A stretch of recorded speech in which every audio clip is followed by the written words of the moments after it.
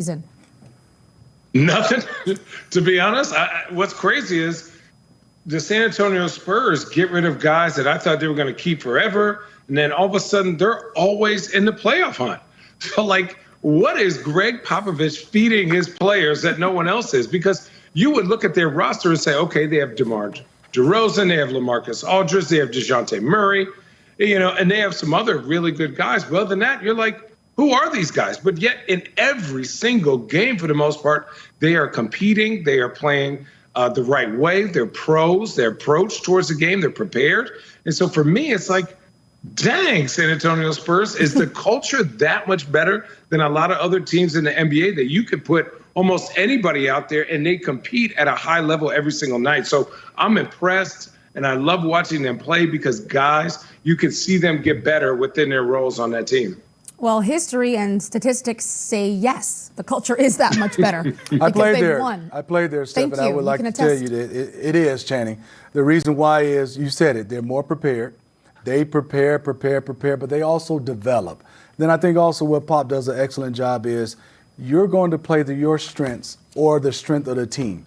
There's no going to be outside of those lines. If the strength of the team is shooting threes, you better get in line on shooting threes. But the one thing that's consistent, you're going to compete, you're going to be prepared, and everybody's going to know the scouting report to the T. If not, you're going to come sit next to Pop. I love that. And speaking of development, what about Keldon Johnson and his emergence? You'd love it. I mean, you watched him his last year.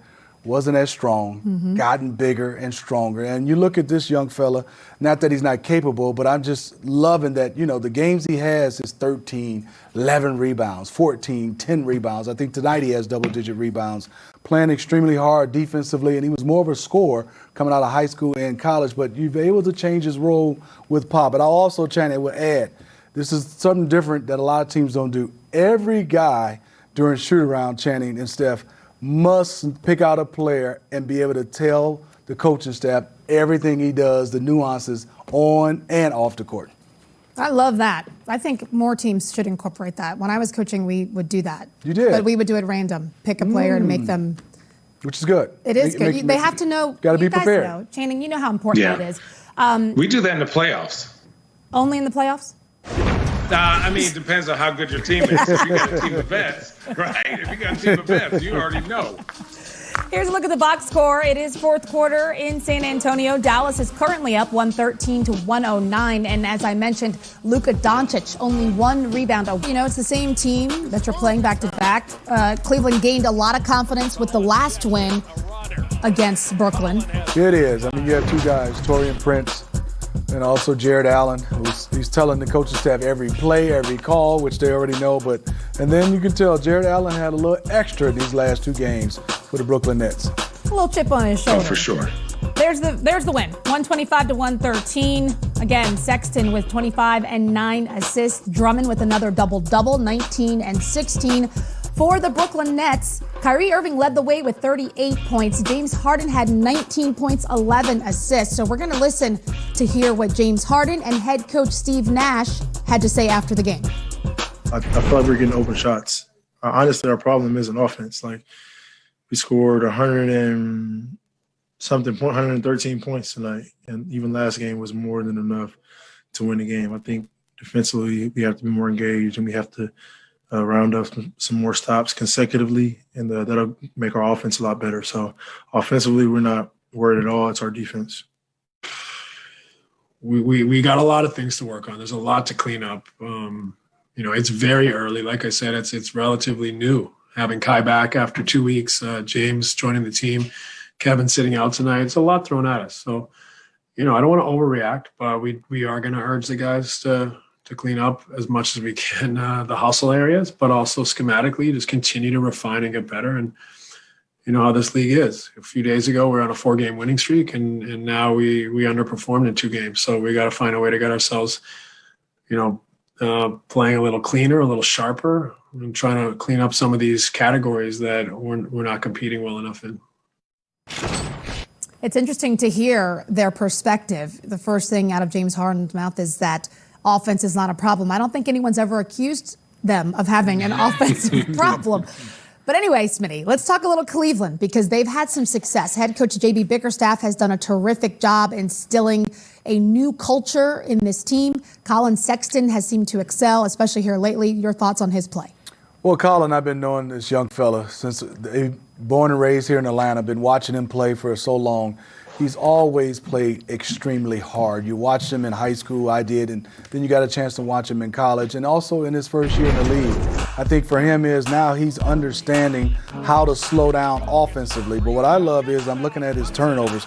Only 1 turnover tonight to 9 assists. A 9-to-1 turnover ratio is fantastic. He's more of a scoring point guard, but one thing he can do right now is get some guys some easier looks, and he will compete defensively. That's the one thing I love about young Bull, and I like what they're doing. And I will say, J.B. Bickerstaff is not getting enough credit. You've had all these trades, you got all these young guys, and if you look at their record right now, the Cleveland Cavaliers is 8-7.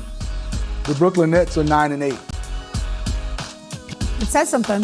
So does this stat about Colin Sexton.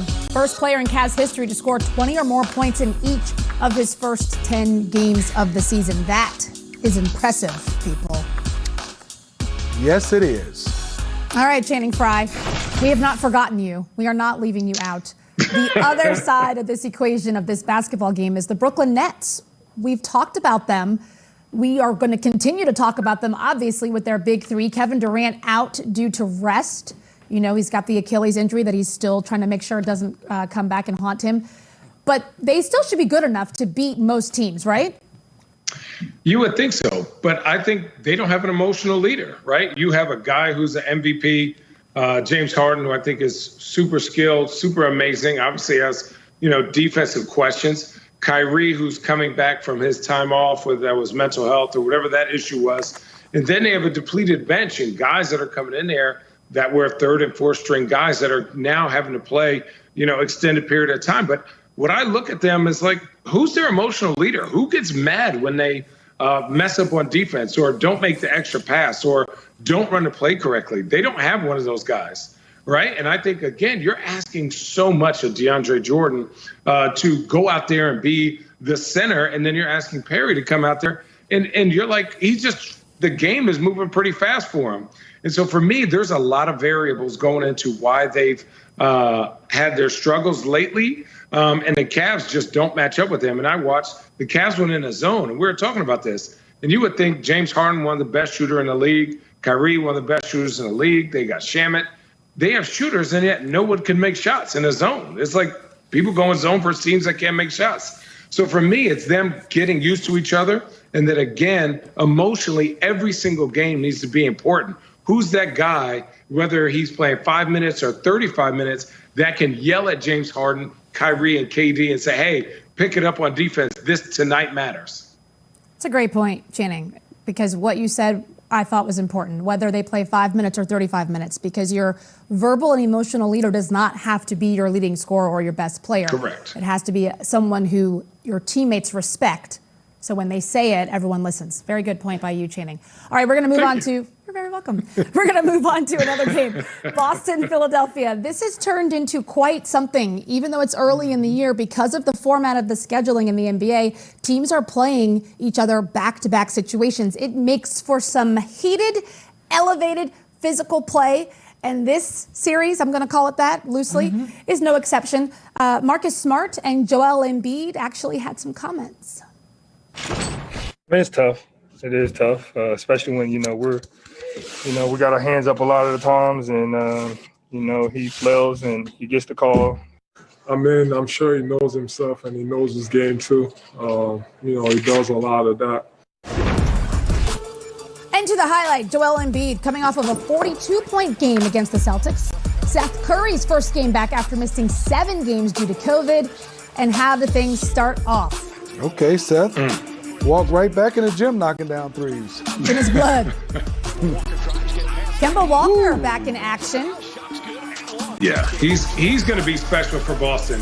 He's another guy you could just give him the rock, and he could give you 12 to 14 important winning baskets. Kemba Walker makes the right play all the time and really good at the rim. He is, for his height, understands angles, quick, and there's, ooh. Okay, Joel Embiid, little dream shake a little bit. Footwork. Man, this kid right here, I mean, Jaylen Brown, Channing. Good.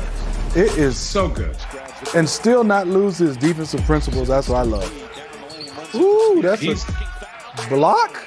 Let's talk about somebody. I don't know what Doc Rivers told Joel Embiid, but Joel Embiid to me is the front runner for MVP this year. That's a spicy take. But Joel Embiid is finally doing what everyone expected him to do. He just now has the confidence and the body and the attitude to do it on a nightly basis. Case in point right there. You know what? I just love that. Not that the skill set, Channing, that he made it. He fought for position down there in the paint. Yeah. Makes a big difference. You try to establish yourself inside. Final. Philadelphia wins 122-110. Jaylen Brown, a terrific effort. Even in the loss, 42 points, 9 boards for him. Joel Embiid led the way with 38 and 11 boards. And in fact, he stopped to chat after the game. Joel, 38 and 11, a double-double in a physical game where we saw you all over the floor, literally. How would you describe what the battle was like for you tonight? Well, first of all, I start with Ben Simmons. His defense in the forward, he did it last game. He did it again tonight. He just took over the game defensively. I know I want to be Defensive Player of the Year, but you got another candidate. We got, about 3 candidates on this team. Matisse is doing a great job too. But the way he took over the game was great for us. And as far as, the physicality, as you could say, I probably went to the free throw line about 15 times, but I could have gone 10 more times. I knew they weren't going to call it after Boston was complaining about all those calls last game, which, I got fouled on all of them. But to me, I just told my teammates, I said, I'm going to make them call it. I'm going to be physical. If they don't want to call it, I'm going to make them call it, and that's what we did. Sometimes when you look at the box score, you don't get the full picture of Ben Simmons' impact. So can you just describe playing with him, what he does for this team? He's great. He's a playmaker. I don't, at times, I can't be a playmaker, but I don't need to. His job is to get the team organized, get the assist, move the ball, and my job is to score. So, he's doing a great job organizing us, and, defensively, he's one of the best in the league.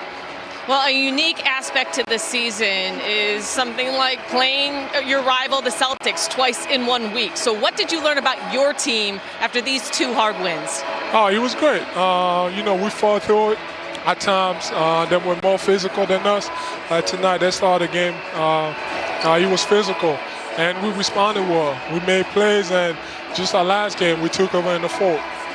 Well, congrats on the win, Joel. Thank you so much. Thank you. Let's check out social media. Philadelphia 76ers said, hope you enjoyed your stay, Celtics. Okay. Channing, coming to you for this. Is this enough? Is this more smoke than they need?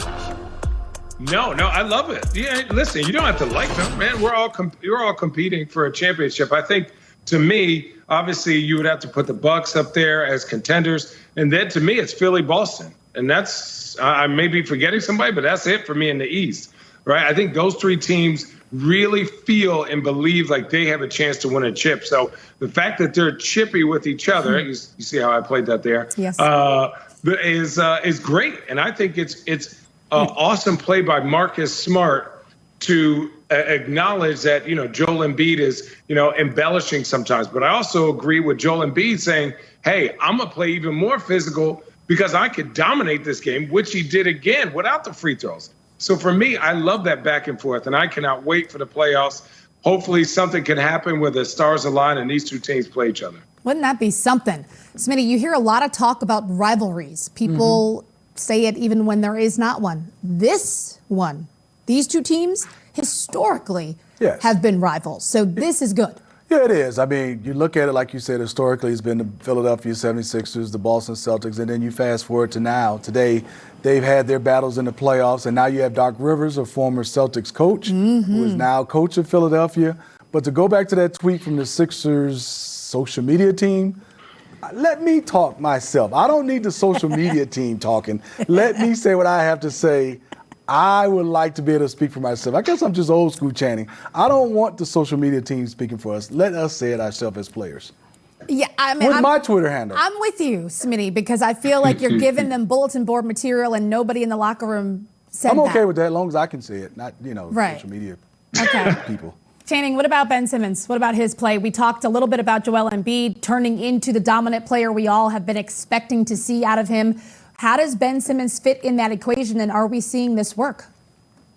I'm going to be honest. I didn't think it was going to work. And guess what? Less is more. Ben Simmons is taking a backseat right now early on. But when I mean backseat, it's not necessarily he's not playing at a high level.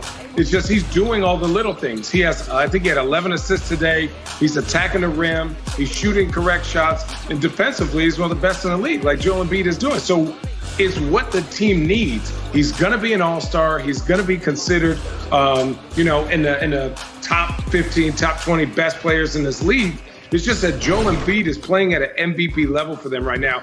He's doing everything that the Sixers need to win. And that, to me, shows maturity, and it shows like that he is growing as a player. Because at the end of the day, if somebody's playing like this, you got to let him go, right? If I made 3 shots, you better find me for that 4th, right? Maybe for the 5th, right? And then, it is what it is. But for me, I'll be excited when Joel Embiid, if he ever cools off the season, to watch Ben Simmons explode for them, because he has that ability. It's just right now he's doing whatever the team needs to win, and I appreciate it and I respect it, and we see it.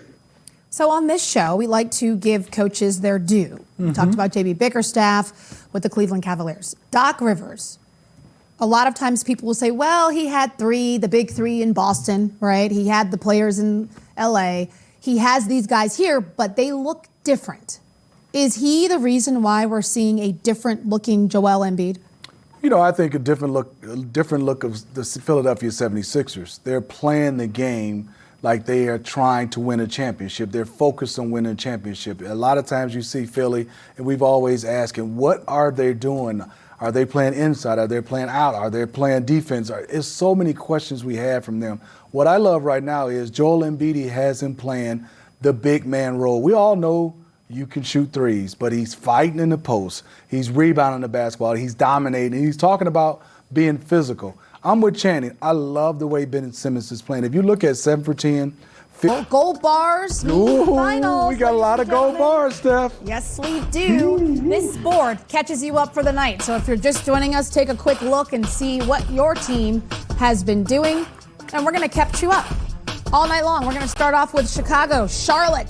The Hornets hosting at the Spectrum Center, Zach LaVine. He's been balling. He has been playing very well. Kobe White finds LaVine. Eye to eye with the rim. Golly. There's only a few of us that jumped that high, Smitty. Oh, did you say us? Channing, did you say us? Yeah, Channing said us. Okay. For the Hornets. I got it. Devontae Graham coming out of his shell. Okay. LaVine's been getting buckets. I mean, you look at his last 8 games, he scored over 30 in 6 of them.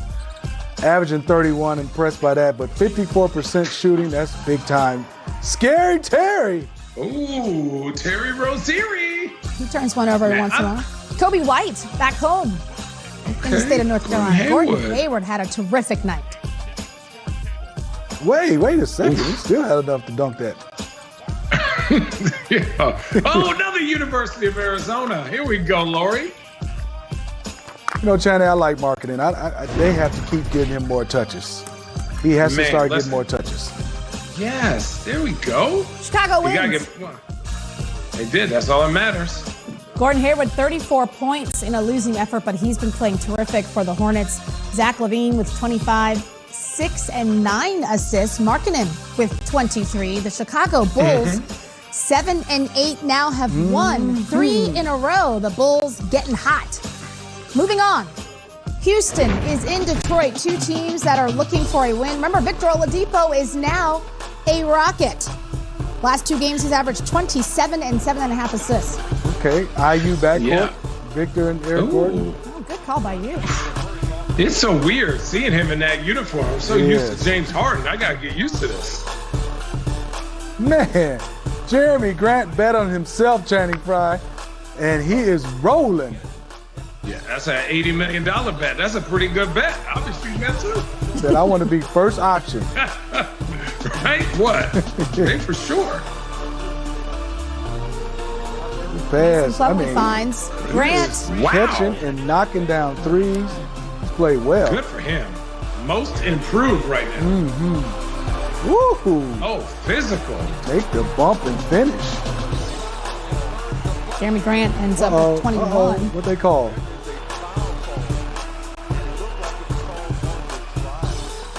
No basket. Oh, man. Look how close it was. Unfortunate. He used that offhand. I mean, PJ Tucker got his face on his arm.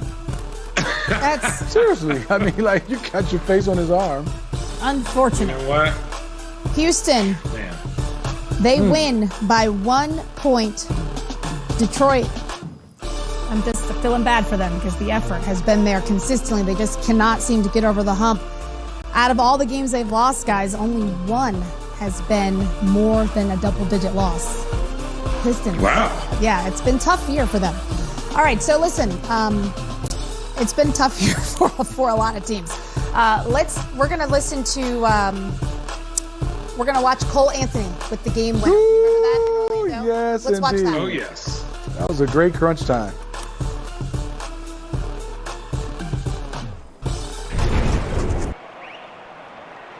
His second shot is no good. Rebounded by Anthony. 2 seconds left. Anthony for the win. Got it! He drills it! Cole Anthony gives the Magic a victory. Improbable. Unbelievable in Minneapolis. And Miles Turner returning to action. You know, for a while, everybody's asking how can Sabonis and Miles Turner play together? Who has to go? Who has to stay? Well, both these big guys have figured it out. Playing out as another close game between the Magic and Turner Garden Fournier.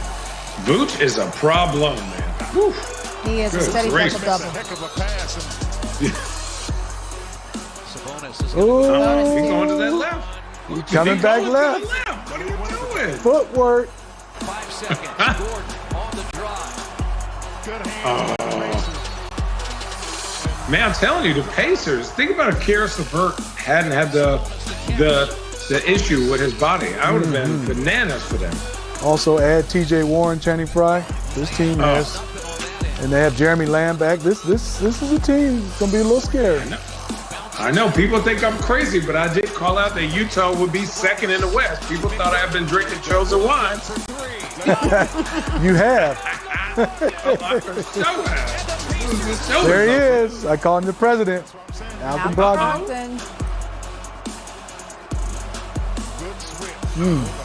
Orlando still has a chance. Ooh, you gotta look. That's a big win, Indiana. Big win by 2 in overtime.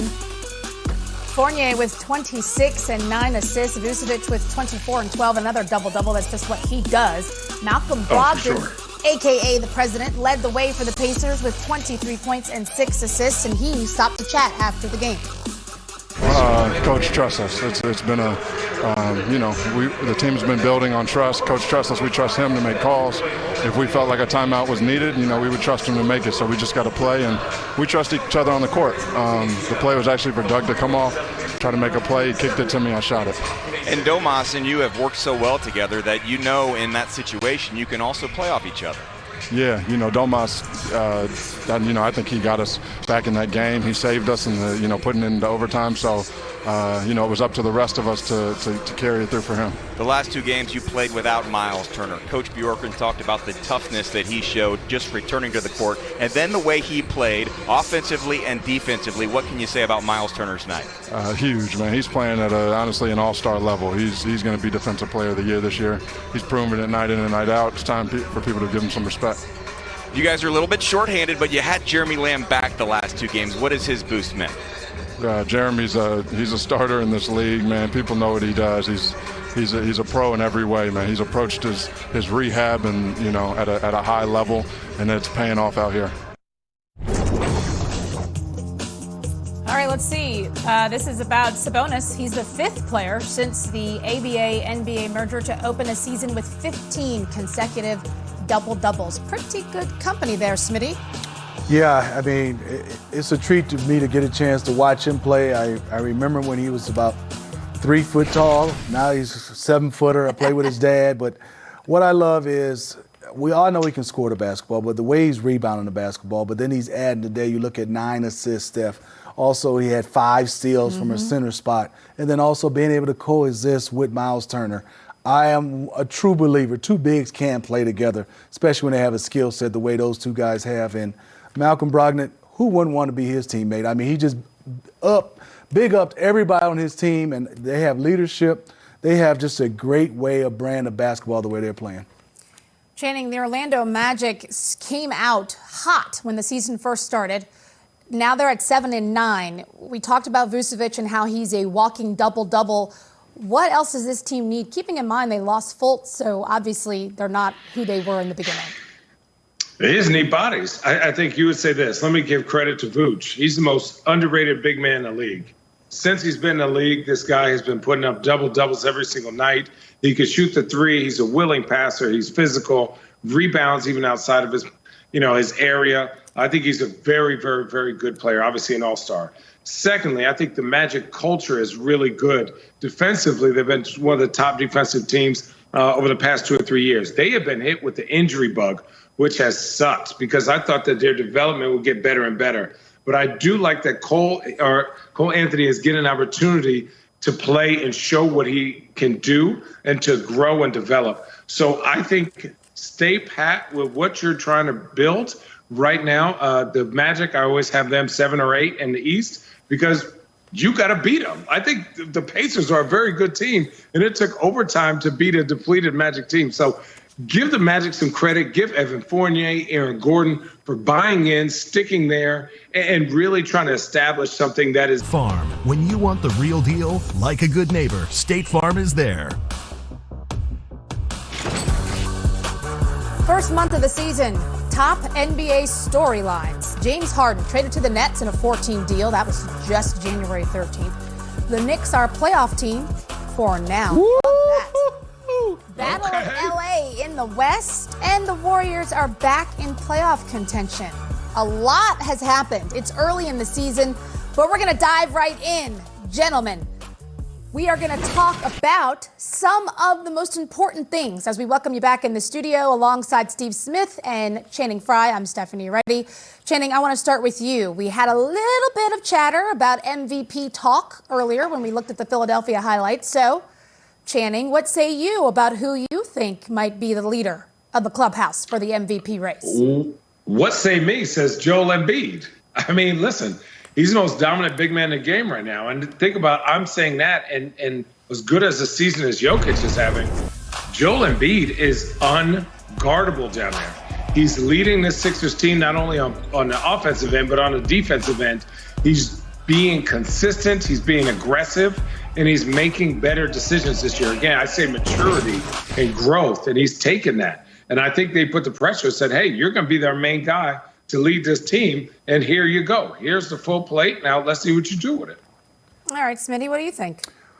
I love Channing's pick. I also like the Joker, but I'm going with one of Channing's teammates, LeBron James. They're 12-4. They just got finished winning a championship a week ago in the bubble. So for him to still be playing at this elite level, no, the numbers won't jump out like Embiid and the Joker, but 24, basically 8-8, and he's 52 years old. I am going with LeBron James right now as my leading MVP guy because they're still winning. 12-4 winning means a lot, and have nothing against Joel Embiid. Definitely could go there too in Joker. You are rolling, Smitty, with the hyperbole. Oh, they won the championship last week. He's 52 years old. Man, LeBron is I'm amazed, Channing, that he's still playing at a elite MVP level. It's impressive. It's ridiculous. It's impressive. A lot of smoothies. Both of you all mentioned Nikola Jokic. So I'm going to go ahead and flash up some numbers for you because as impressive as he has been in the past, yes, this year he is topping that. Look at last season on the left compared to this season on the right. Every number that matters has jumped significantly. Assists have gone up 3, rebounds have gone up, 3-point percentage has gone up. I mean, literally every number. Look at his plus minus. So this is a big man who is averaging a triple-double. I would say he is definitely in the conversation. He is, except he's outside the playoffs right now. That's the only thing for me. That's it for me, Channing. I mean, his numbers. For sure. I mean, Steph, you made a great case. But the numbers look great, but them letters, them W's and L's, them letters right now is what he has to work on that with his team. It's not his fault, but outside the playoffs, that's tough for me with that's not good. No. You can't. You got to be at least 8. At least 8, right? Or, for me, I think Denver is still trying to find their identity without Jeremy Grant, without Mason Plumlee. Like, defensively, they are having issues. And offensively, maybe they're relying on Jokic too much, right? Maybe they need to go to Jamal Murray a little more. And obviously, I'm just saying, just whatevers. But give credit where credit is due. He's doing some amazing things at the center position. But wins matter more. And I always say this, and I got this from James Jones. Maybe you doing less gives us more wins. Just take that to heart. Okay. I'm going to think on that one. And I would agree with both of you. Wins certainly matter. I'm not at all making a claim that someone who is not on a winning team should win the MVP, but this is very early, so I figure the wins are going to increase as we go on. You're right. You're right, Steph. They are. As we go on through What else are we going to talk about? All right, let's talk about this. Biggest surprise team. Smitty, who you got? Channing's old team. I mean, Cleveland Cavaliers. I had a lot of teams. Yeah, you had to play a lot, so I could have just threw out a dart. But the Cleveland Cavaliers, Channing, as we speak now, is 5th in the East. Oh, 5th. I know it's early, but JB Bickerstaff, these young guys, all the trades, all the moves, they have about 9 centers, and they're still winning. And they're 5th in the East. I'm going with the Cleveland Cavaliers. Kudos to JB Bickerstaff. I second that part with the JB Bickerstaff shout out. All right, Channing, your surprise team so far. It's the Minnesota Timberwolves. What's going on with them? Like,